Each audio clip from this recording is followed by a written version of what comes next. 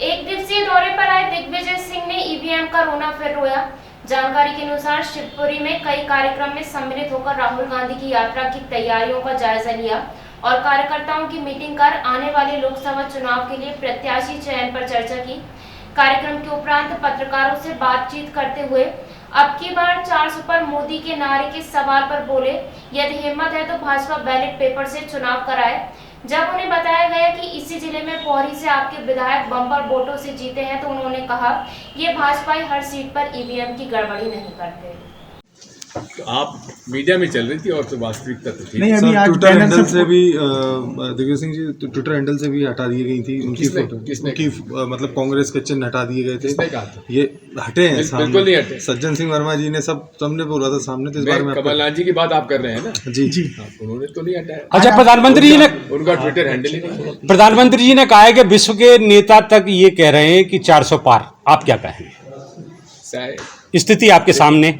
अगर जनमत के माध्यम से अगर इनमें साहस है, नरेंद्र मोदी जी में अगर हिम्मत है तो बैलेट पेपर से चुनाव करा ले, फिर देखते हैं कितने आते हैं। शायद जीती थी और वो जो भी विवाद रहा तो उसमें आज सुप्रीम कोर्ट का फैसला आ गया है। तो दिल्ली के जो मुख्यमंत्री हैं अरविंद केजरीवाल, उनने इसको आपके इंडिया अलायंस की बड़ी जीत बताया है और न्याय की एक उम्मीद जाहिर की है। और शंका शुबा जिस तरह से आप ईवीएम पे जाहिर कर रहे हैं, तो ये सारे घटनाक्रम के मद्देनजर आप क्या कहना चाहेंगे? लेटेस्ट मामला है। हम बहुत आभारी हैं माननीय मुख्य न्यायाधीश के, जिन्होंने ये साहस दिखाया जी और न्याय किया जी।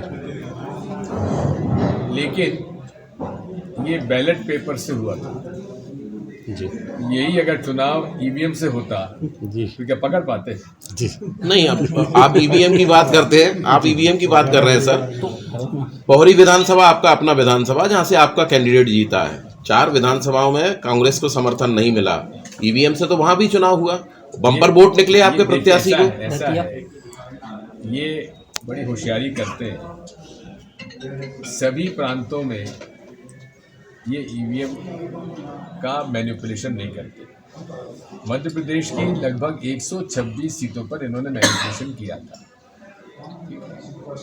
और ये सीटें वो चुनते हैं जहां भाजपा को स्पष्ट रूप से कहीं जीत नहीं है। उनके कैलकुलेशन में, उनके सर्वे में जहां बीजेपी साफ जीत रही है वहां मैनिपुलेशन जरूरत नहीं है उनको। जहां कांग्रेस के जीतने की संभावना होती वहीं मैनिपुलेशन करते हैं। अभी कांग्रेस इतनी मेहनत क्यों कर रही है? जब ईवीएम में ही गड़बड़ है, पर कांग्रेस इतनी मेहनत क्यों कर रही है? क्यों ना करे? अरे तो उसका कोई विकल्प तो हुआ था। विकल्प तो है, क्या आइए मैदान में। तो जो आप पीले चावल ले जाते हो लोगों के घर पे, अच्छा कांग्रेस को वोट डालो, तो ऐसे पीले चावल ले जाके घर पे लोगों को समझाओ ईवीएम में गड़बड़ है, सब रोड पे आओ।